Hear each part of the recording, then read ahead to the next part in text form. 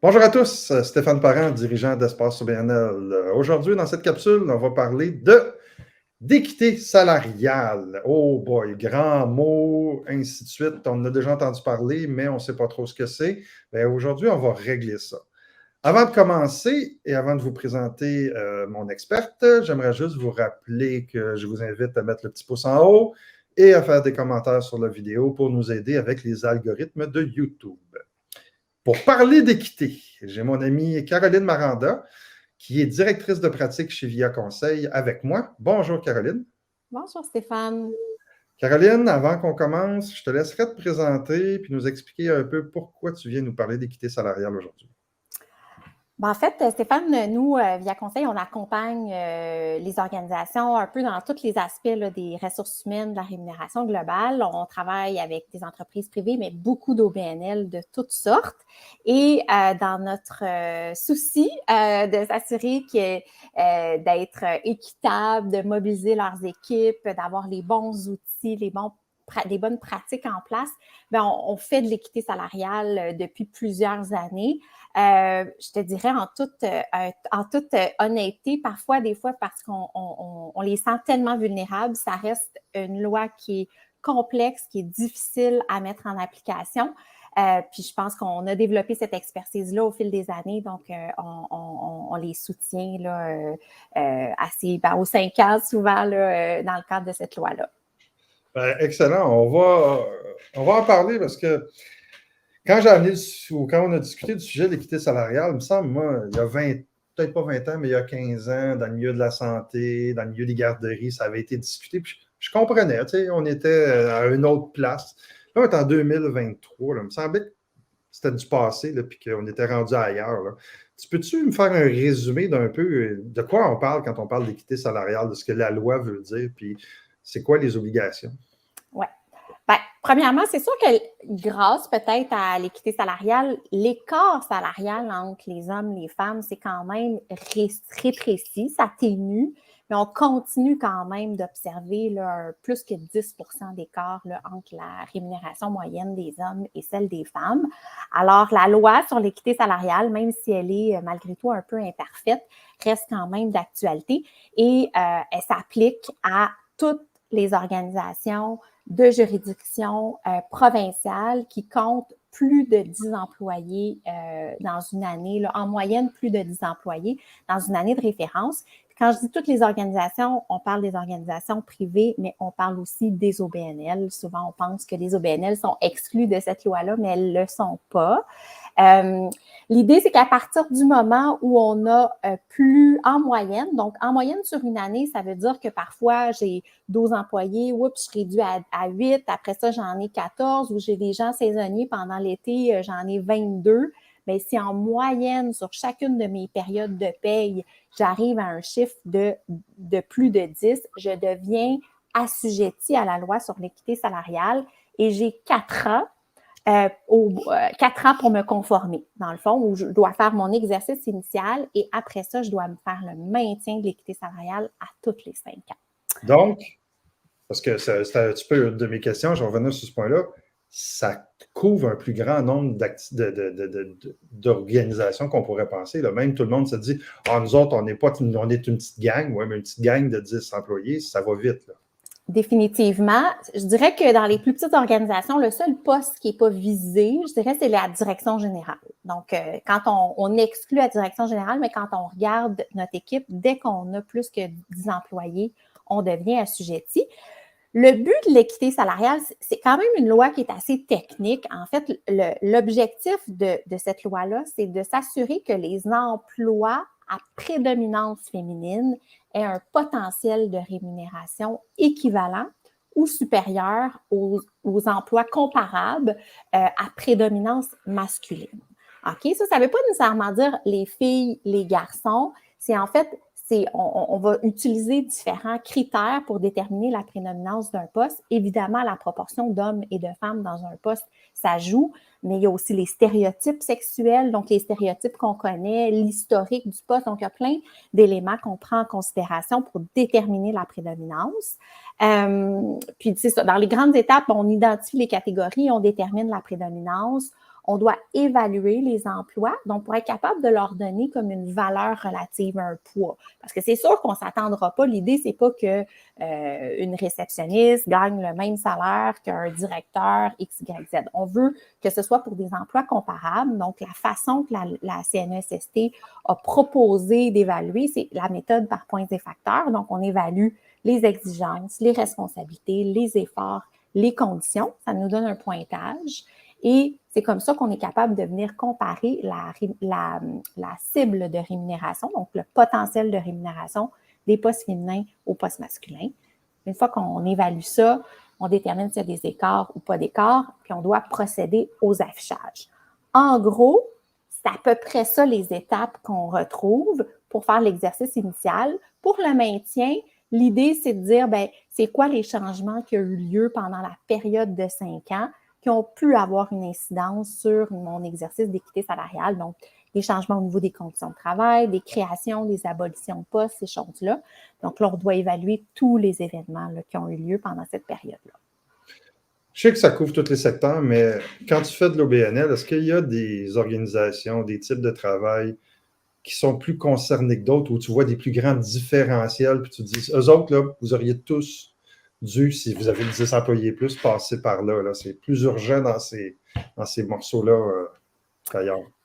Bien, c'est sûr que je dirais qu'au-delà des secteurs ou des postes, les organisations qui n'ont pas d'outils de rémunération du tout ou qui ont des échelles salariales, mais qui tiennent compte que du marché, donc alignés au marché, sont plus à risque de générer des écarts sans s'en rendre compte. Parce que le marché en soi, il y a quand même certaines écarts qui sont systémiques là, sur le marché. Fait que quand on s'aligne qu'au marché, des fois, on crée des écarts. Sinon, en fait, plus on a de postes féminins, je te dirais, plus il y a parce que c'est que les postes féminins qui peuvent obtenir un ajustement. Okay? Les postes à prédominance féminine. Fait que c'est sûr que plus on a de postes féminins, plus on a de pourcentage de chance, en quelque sorte, qu'il y ait des ajustements qui soient versés. Mais en même temps, souvent, notre rémunération tient compte de ces postes-là, du marché des postes féminins. Fait que c'est plus rare qu'on va voir des écarts. Je dirais que les secteurs d'activité où il y a des fois plus d'écarts ou plus de risques qu'il y en ait, c'est des organisations où on a beaucoup de postes masculins ou des postes qui sont teintés par des stéréotypes, une organisation qui est teintée par des stéréotypes masculins, mais qui, au sein de cette organisation-là, on a aussi des postes féminins qui, parfois, pour lesquels il y a vraiment des gros écarts. Là, parfois, on peut être assez impressionné des ajustements qui peuvent être générés. Moi, je pense, entre autres, au groupe de ressources techniques où tu as souvent beaucoup de postes col bleu comme plombier, électricien, et ainsi de suite. Puis de l'autre côté, tu vas avoir des gens en secrétariat, soutien administratif. C'est reste des OBNL qui, cette parité-là, n'est pas nécessairement fréquente. Là. Puis à l'autre extrême, tu as des organisations comme les RPA qui sont associées beaucoup au milieu de la santé avec des postes d'infirmières, d'intervenants, et ainsi de suite, qui, eux, sont des postes majoritairement féminins. Oui, définitivement. Puis, tu sais, si je peux faire un parallèle, par exemple, dans le secteur privé, là où des fois, c'est problématique. Des fois, on va avoir des employés manufacturiers qui vont être syndiqués, où là, les conditions vont être plus grandes, puis on a tous nos gens administratifs où des fois, les conditions sont plus faibles. Fait que là, des fois, on a des mauvaises surprises là, quand il vient le temps de faire l'équité. Ben, comment, j'imagine les DG là, qui entendent parler de ça, puis qui nous écoutent aujourd'hui, puis que ça n'a pas été fait, là, comment ils abordent ça avec leur conseil d'administration? C'est sûr que dépendamment de la composition de votre conseil d'administration, est-ce qu'on est dans une parité homme-femme ou est-ce qu'on a un conseil d'administration formé de juste d'hommes? Ça peut être plus ou moins facile d'aborder ce sujet-là, puis de le mettre à l'agenda, puis d'en faire une priorité. Mais c'est sûr que l'équité salariale, ça représente un réel risque pour l'organisation, donc c'est important de l'aborder rapidement dans les délais. Il y a des risques qui sont financiers, évidemment. parce qu'il peut y avoir des écarts ou à la limite des pénalités si on ne fait pas notre exercice dans des délais qui sont attendus. Mais il y a aussi des risques, je te dirais, au niveau de l'image de l'organisation parce que si on s'en occupe pas, si on le fait pas, ou qu'il y a des écarts, parfois la perception des employés, ou même des fois si ça sort dans les médias, la perception peut être assez négative par rapport à l'organisation, puis à sa réelle volonté là, d'assurer une certaine équité au sein de l'équipe, puis ça peut aller des fois en contradiction un peu avec les valeurs organisationnelles. Après ça, ça reste une application qui est assez technique, puis comme les dirigeants d'organisation ne font pas ça à tous les jours, heureusement, certains diraient, ça peut être une bonne idée d'être quand même conseillé ou soutenu là, par des gens dans cette présentation-là ou dans l'analyse là, de notre équité salariale. Non, puis je pense que tu le disais tantôt, on parle d'organisation de 10 employés et plus. Ça veut dire qu'on a plus souvent des postes vacants, puis où la pénurie de main-d'œuvre nous affecte encore plus. Fait que si on est dans un déficit d'équité, ben, on se complique la vie pour remplir nos postes. Là. Ça vient se rajouter dans les autres difficultés qui s'accumulent. Oui, puis pour les gens en place, je pense que de sentir que l'exercice a été fait, qu'il n'y a pas d'enjeu d'équité, je pense que même pour la mobilisation de l'équipe, là, ça peut être positif. Là. Dans ton expérience, tu as sûrement croisé des organisations qui avaient déjà de la misère avec leur rémunération. Fait que là, quand tu leur parles de mettre aux normes leur équité salariale, donc dépenser plus, il y a un moment donné où il y en a certains qui doivent avoir certaines réserves face à ça. On aborde ça comment?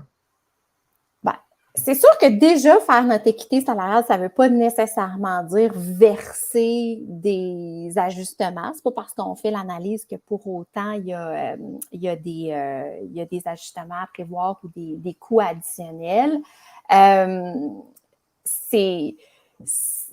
Je pense qu'en fait, il y a plus de risques à ne pas le faire qu'à le faire parce que c'est malheureusement, c'est rare que quand le gouvernement voit que les organisations ne l'ont pas fait, ils ne lâchent pas le morceau facilement, là, nos amis de la CNESST. Donc, je pense qu'il vaut mieux remplir nos obligations. Puis souvent, quand on le fait en retard ou pas dans les délais, c'est encore plus compliqué de le faire que quand on le fait là, au moment où c'est convenu. C'est sûr que je pense que ça peut être une bonne opportunité pour mettre en place des outils de rémunération puis faire en sorte qu'une fois qu'on a ces outils-là en place, les risques d'avoir des écarts ou la complexité de faire l'exercice est quand même là, beaucoup là, diminuée. Là. Dans le milieu de la gouvernance et le milieu de conseil d'administration, on entend de plus en plus parler de EDI, donc équité, diversité. On parle d'équité salariale. C'est-tu la même affaire? Comment on se démêle? Parce que je suis sûr qu'il y en a des gens qui doivent mélanger les deux. Là. Je voulais aborder ça parce qu'on veut démystifier un peu le concept. Oui. C'est sûr que l'EDI, on a équité dans les deux mots, là, mais ce n'est pas exactement le même objectif ou la même application. Quand on parle d'EDI, c'est l'intention ou la volonté d'une organisation d'avoir des pratiques qui sont équitables puis qui favorisent en fait l'équité, la diversité, l'inclusion. Fait que c'est plus dans la façon de gérer nos différents processus internes pour essayer d'enlever des obstacles ou des préjugés systémiques pour faire en sorte que tout le monde soit traité équitablement. Fait que c'est plus en lien avec la culture organisationnelle ou les pratiques de gestion quand on parle d'EDI à proprement dit, tandis que l'équité salariale, c'est une analyse très technique au niveau de la rémunération. Donc, c'est comme un sous-segment de l'EDI qui est très, très, très précis, très, très ciblé. Puis, c'est aussi réglementé, tandis que pour l'instant, l'EDI, ça fait partie des bonnes pratiques, c'est encouragé, mais pour le moment, là, à part un peu au fédéral, là, mais il n'y a pas vraiment d'obligation pour l'instant là, en matière d'EDI. Mais on ne sait jamais, dans les prochaines années, il y en aura potentiellement. Puis ça risque de représenter quand même un défi là, pour beaucoup d'OBNL, parce que quand on regarde dans l'enquête aussi d'OBNL+, là, en ce moment, il y a très, très peu d'organisations. On parle d'une organisation sur 5 là, qui a formellement là, une politique en matière d'équité, diversité, inclusion. Bon, puis écoute, je sais qu'aujourd'hui, on va avoir sensibilisé plusieurs gestionnaires. En terminant, tu leur dirais, ça commence par où?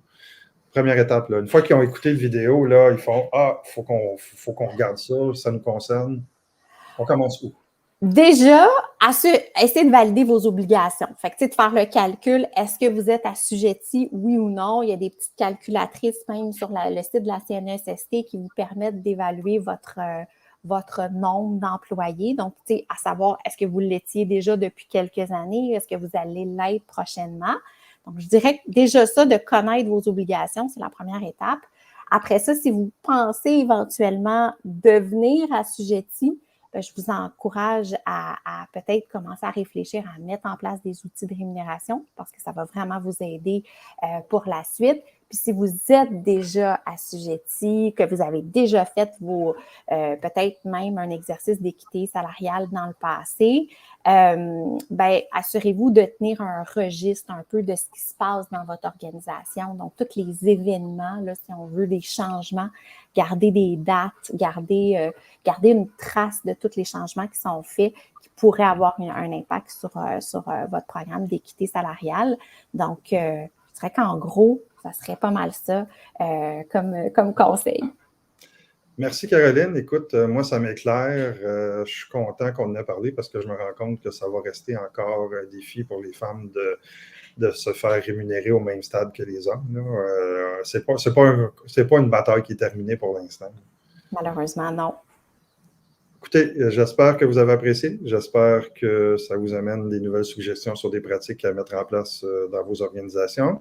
Je vous souhaite une bonne fin de journée. J'espère vous revoir rapidement. Merci. Merci. Puisque vous avez visionné notre vidéo jusqu'à la toute fin, nous vous invitons à visiter notre compte YouTube pour du nouveau contenu à tous les mois. Nous créons des capsules avec des personnes inspirantes pour rapprocher, inspirer et informer les gestionnaires d'OBNL de tous les milieux.